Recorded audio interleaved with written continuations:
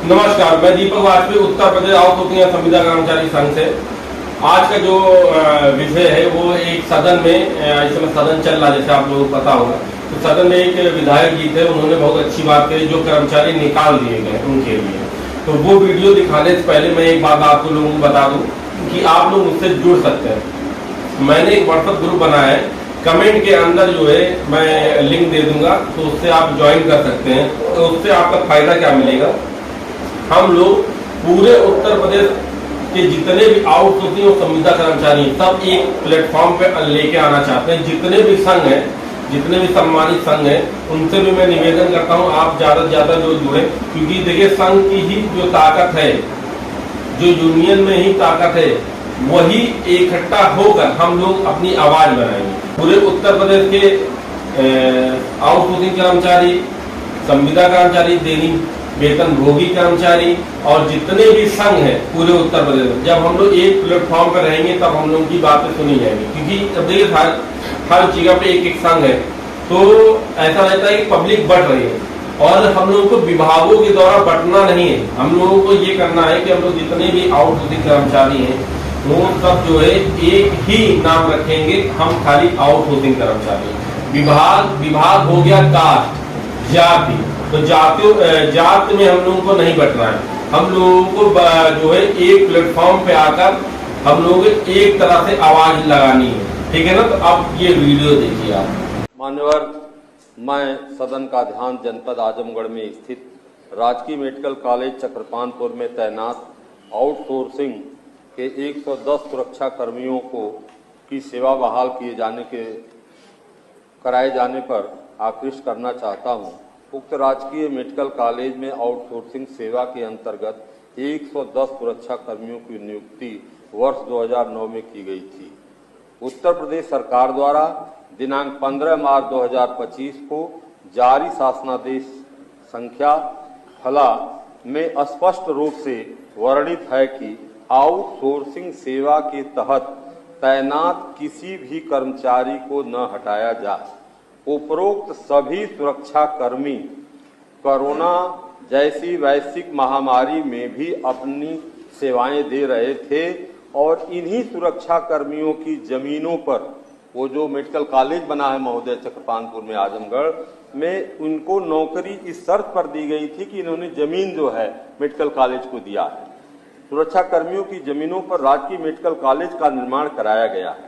इसी आधार पर इनको नियुक्ति भी की गई थी। दिनांक 1/8/25 को इन सभी आउटसोर्सिंग 110 सुरक्षा कर्मियों की सेवा समाप्त कर दी गई। सभी सुरक्षा कर्मी बेरोजगार हो गए हैं। सुरक्षा कर्मी अपने परिवार का भरण पोषण नहीं कर पा रहे हैं। अतः जनहित के इस सुनिश्चित विषय पर मैं सदन का ध्यान आकृष्ट कराते हुए इन सभी सुरक्षा कर्मियों की सेवा पुनः बहाल कराए जाने की मांग करता हूं। मान्यवर, नया टेंडरिंग हो रही है वहां पर। नए टेंडरिंग का मतलब है कि इन आउटसोर्सिंग पर दूसरे जो रखे जाएंगे तो वहां का डायरेक्टर जो सुविधा शुल्क लेकर के नए सिरे से जो नियुक्ति करता है, नए सिरे से नियुक्ति करेगा महोदय, यह उसमें जो है चीजें बाधित हो रही है। बिहारी जी, सूचना पढ़ी जाती है केवल 115 पढ़ दिया मैंने, पढ़ दिया ना, तो सरकार को आवश्यक कार्रवाई के लिए एवन में भेज दिया। अब मैं मकसद बता रहा था, जब 115 में केवल पढ़ते हैं सूचना, बोलते नहीं हैं, हम तो समझ जाते हैं कारण, आप के बिना बताए हम समझ जाते हैं आपको देख। जैसे माननीय विधायक जी ने बहुत ही अच्छी बात कही, उनकी बात को लेकर हम सहमत हैं। चाहे गार्ड हो, चाहे बिजली विभाग हो, चाहे कोई भी चीज हो जहाँ पे छटनी के नाम से हटा दिया गया है या कोई भी रीजन नहीं दिया गया है। अब ये सोचिए, जैसे बिजली विभाग का मैं जो है तरल लेता हूँ कि बिजली विभाग में जो कर्मचारी थे वो खुद कमाते थे, भाई बिजली बेचते हैं, ठीक है ना, वो बेचने के बाद उनको सैलरी उसी बेचने के बाद सैलरी मिलती थी। जो विभाग जो है कर वसूल रहा है उसको घोटाला कैसे हो सकता है?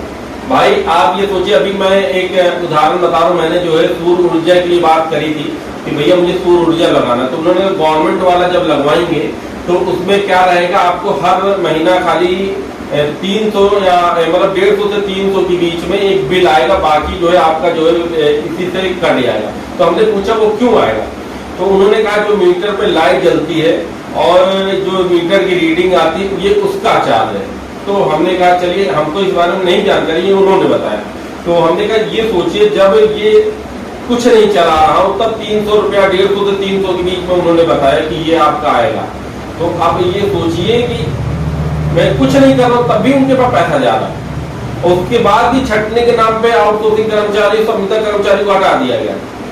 भाई आप कर वसूल रहे हैं, जैसे कि मैं किसी को पैसा दे रहा हूं, उसके बाद मुझे उसका ब्याज पे ब्याज ब्याज पे ब्याज ब्याज पे ब्याज मिल रहा है, तो मैं घाटे में कैसे हो सकता हूं। तो जो कर्मचारियों के बारे में इन्होंने कहा है, विधायक जी ने बहुत अच्छा कहा है, हम इस बात पर बिल्कुल सहमत हो। जब तक विपक्ष कुछ कहेगा नहीं तब तक सरकार कुछ नहीं करेगी। तो देखिए, इसीलिए हम लोग उत्तर प्रदेश आउटसोर्सिंग और संविदा कर्मचारी संघ बना रहे हैं, जिसमें पूरे प्रदेश के आउटसोर्सिंग कर्मचारी, संविदा कर्मचारी, दैनिक वेतनभोगी कर्मचारी, जितने भी सरकारी विभाग में प्राइवेट के स्तर से जो काम कर रहे हैं वो सब इसी ग्रुप में आएंगे। तो मैं ग्रुप का लिंक दूंगा कमेंट के अंदर, तो आप लोग जो है सब्सक्राइब भी कर सकते हैं। और आप लोग चाहते हैं कि ये संघ मजबूती से खड़ा रहे तो आप लोग कुछ भी डोनेट भी कर सकते हैं, तो मैं बारकोड लास्ट में दे दूंगा। ये संघ के लिए आप कुछ भी योगदान दे सकते हैं, ये आपकी मर्जी। क्योंकि मैं जान रहा हूँ आउटसोर्सिंग कर्मचारी 8,000 रुपए के वेतन में काम करता है, उसको देना, पैसा देना उसके लिए अनिवार्य नहीं है, लेकिन आप कोई भी छोटा सा अमाउंट आप पे कर सकते हैं वो संघ के लिए। आपका जो भी मन हो तो करिए, ना मन हो तो ना करिए, लेकिन इस वीडियो को ज्यादा से ज्यादा शेयर करिए। क्योंकि ये जब तक वीडियो शेयर नहीं होगी तब तक हमारी और आपकी बात नहीं रहेगी। जब तक हम लोगों के साथ, देखिए, आप सब दिखाने का काम करेंगे, सर कटाने का काम उत्तर प्रदेश आउटसोर्सिंग और संविदा कर्मचारी संघ करेगा। ठीक है ना, इस बात को समझ लीजिए। जय हिंद, जय भारत।